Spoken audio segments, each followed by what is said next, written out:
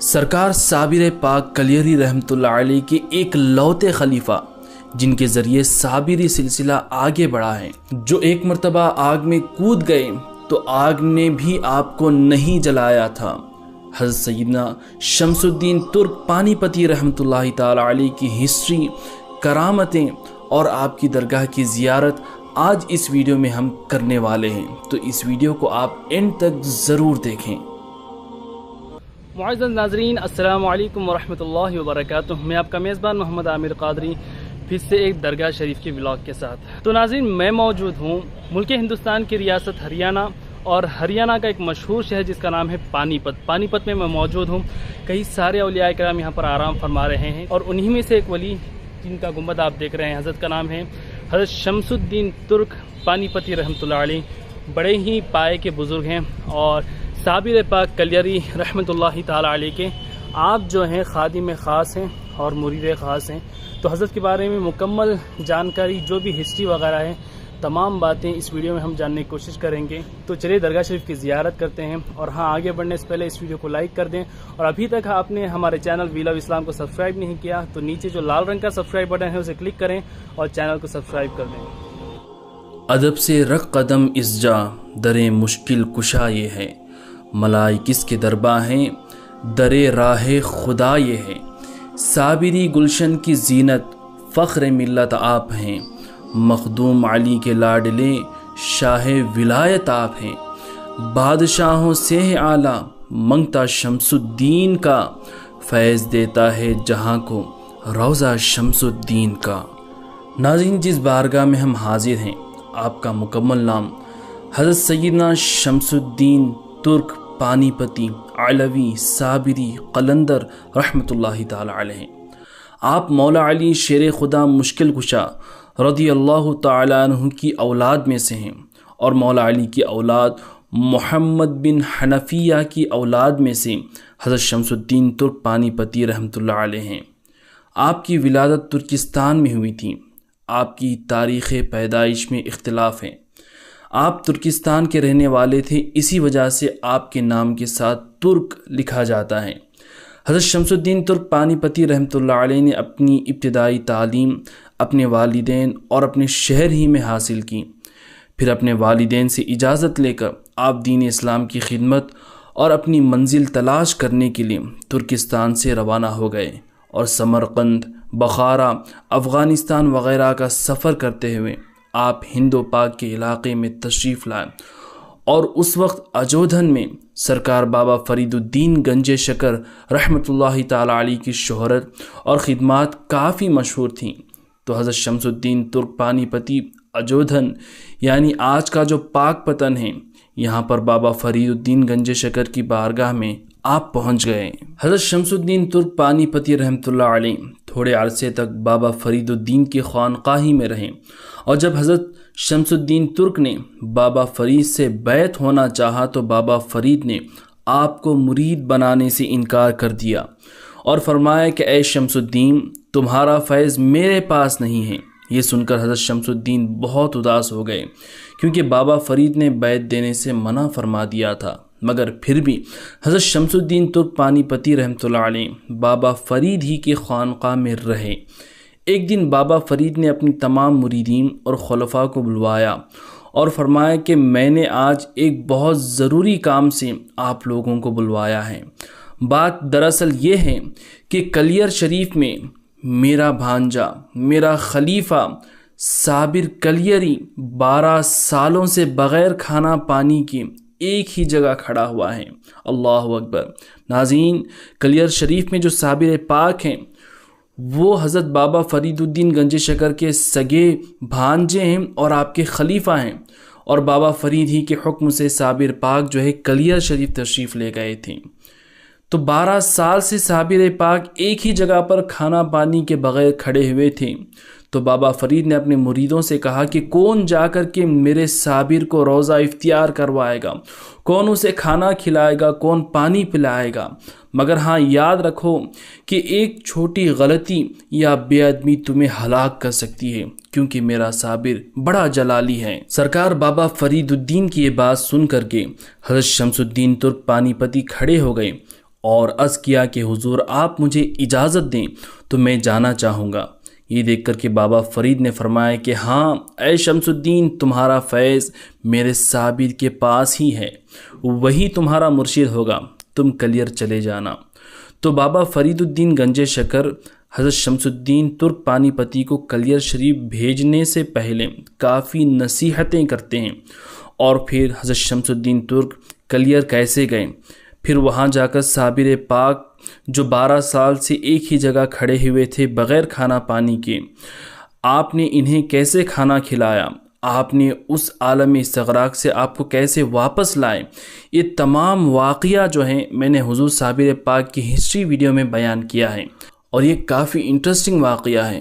اس video کو دیکھنے کے لیے آپ یوٹیوب پر کلیر درگاہ اور ساتھ میں ہمارے چینل کا نام ویل آف اسلام سرچ کریں گے تو آپ کو یہ ویڈیو نظر آئے گی۔ اس ویڈیو کو آپ دیکھیں تو آپ صابر پاک کی ہسٹری سنیں گے، اور ساتھ ہی ساتھ یہ واقعہ بھی آپ سن سکیں گے، ساتھ ہی ساتھ درگاہ شریف کی زیارت بھی ہے، تو اس ویڈیو کو بھی آپ ضرور دیکھیں۔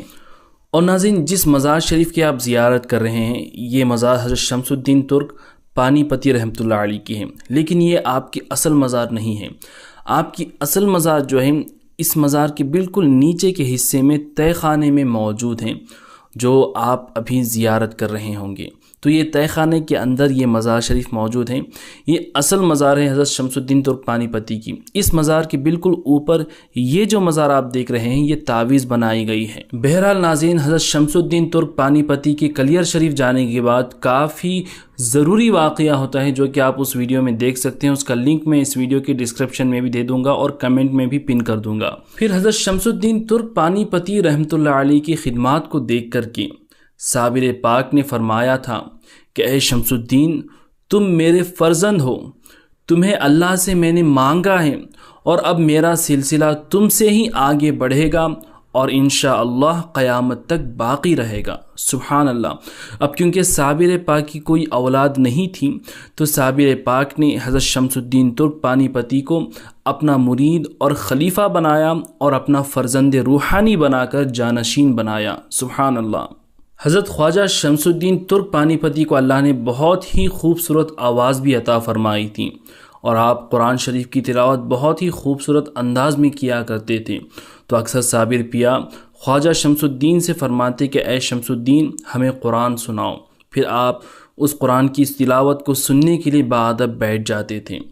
تقریباً 19 سال تک صابر پاک کی خدمت حضرت شمس الدین پانی پتی کرتے رہے، خوب فیض حاصل کیا، صابر پاک سے تعلیم و تربیت بھی حاصل کرتے رہیں، اور صابر پاک رحمۃ اللہ علیہ نے حضرت شمس الدین ترک پانی پتی کے بارے میں فرمایا تھا کہ یہ ہمارا شمس الدین اولیاء میں ایک سورج کی طرح ہے جس کی روشنی سے سب اولیاء فیض حاصل کریں گے، اسی وجہ سے آپ کا لقب بھی شمس الاولیاء رکھا گیا۔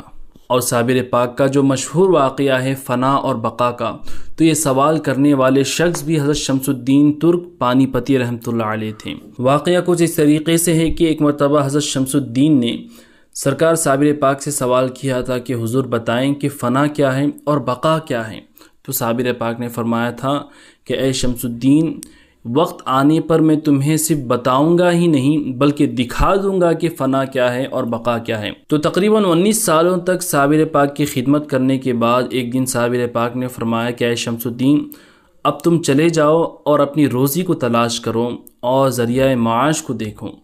تو صابر پاک کے حکم سے حضرت شمس الدین ترک پانی پتی رحمۃ اللہ علیہ دلی آ گئے۔ وہاں پر آپ کے چند رشتہ دار جو ہیں فوج میں تھے، تو آپ بھی ان کی مدد سے بادشاہ غیاث الدین بلبن کی فوج میں شامل ہو گئے، اور ایک دن وہ فوج جنگ کے لیے روانہ ہوتی ہے، اور جس سے جنگ ہو رہی تھی وہ قلعے میں بند تھے، تو کئی ہفتوں تک جو ہے آپ کا لشکر قلعے کے باہر ہی محاصبہ کیے ہوئے بیٹھا ہوا تھا۔ اور ناظرین، جب صابر پاک نے حضرت شمس الدین ترک کو بھیجا تھا تاکہ جا کر کے آپ اپنی روزی روزگار دیکھیں، تو فرمایا تھا کہ جب ہمارا انتقال ہو جائے اے شمس الدین تب تم چلے آنا۔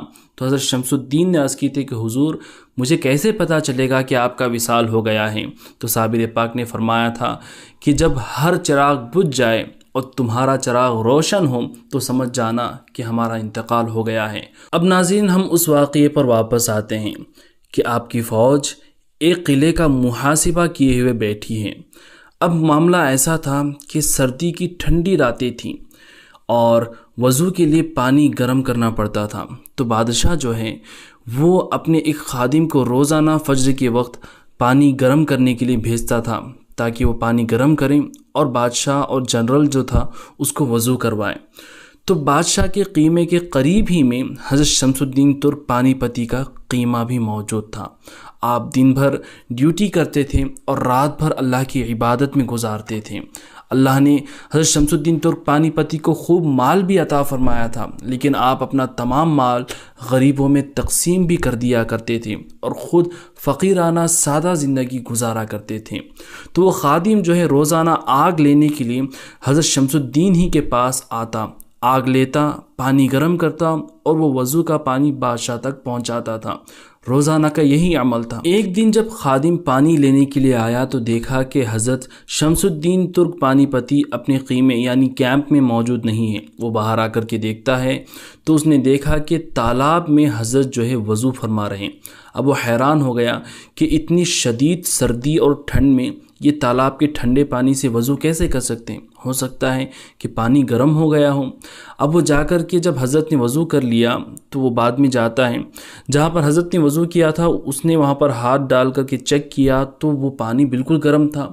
وہ حیران ہو گیا کہ اتنی سخت سردی میں پانی گرم کیسے ہو سکتا ہے۔ اب پھر اس نے جب بغل والے حصے میں ہاتھ ڈالا تو وہ تالاب کا حصہ بالکل ٹھنڈا تھا اور جہاں پر حضرت نے وضو کیا وہ پانی، وہ حصہ بالکل گرم۔ اب وہ گرم پانی فوراً وہاں سے لیتا ہے اور بادشاہ کو جا کر کے دے دیتا ہے۔ بادشاہ نے پوچھا کہ آج تو تم بڑے جلدی آ گئے۔ تو اس خادم نے سارا واقعہ بادشاہ کو سنایا۔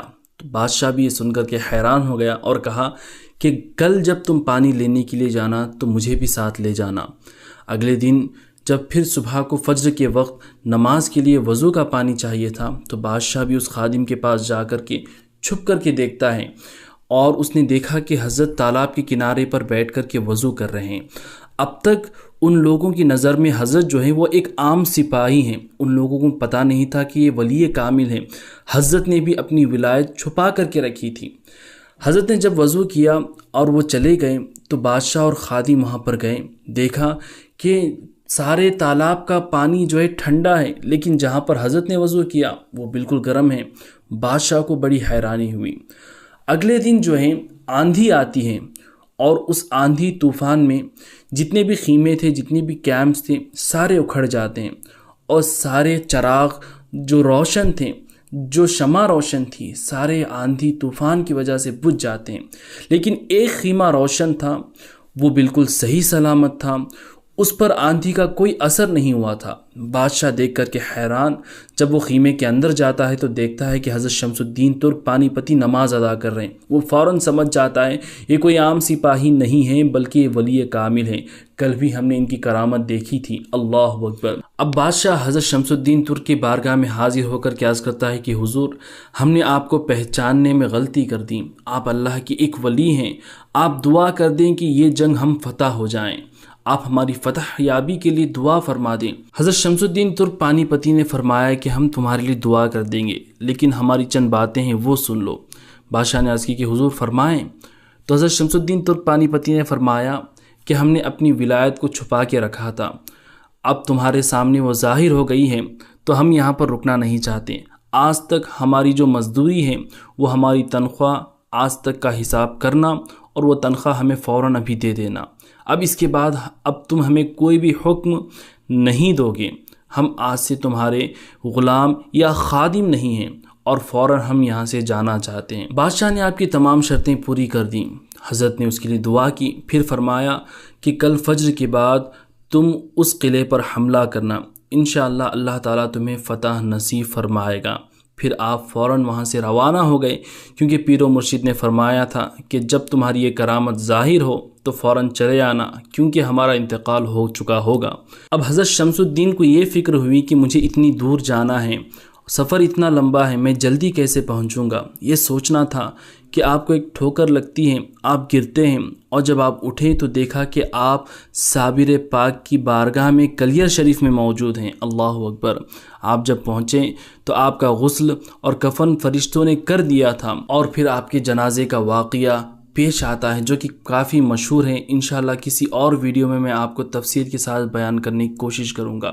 بہرحال صابر پاک کی وصال فرمانے کے 3 دن تک آپ وہیں پر رہیں، پھر وہاں سے آپ سفر کرتے ہوئے ہریانہ کے شہر پانی پت میں تشریف لائے۔ یہاں پر آپ نے آ کر دین اسلام کی تبلیغ و اشاعت کا کام کیا۔ کئی غیر مسلموں نے آپ کی دعوت پر دین کو قبول کیا، اور کافی گناہ گاروں نے آپ کے ہاتھ پر توبہ بھی کی، اور آپ یہیں پر خدمت کرتے ہوئے اللہ کی بارگاہ میں پہنچے، یعنی آپ کا وصال ہو گیا۔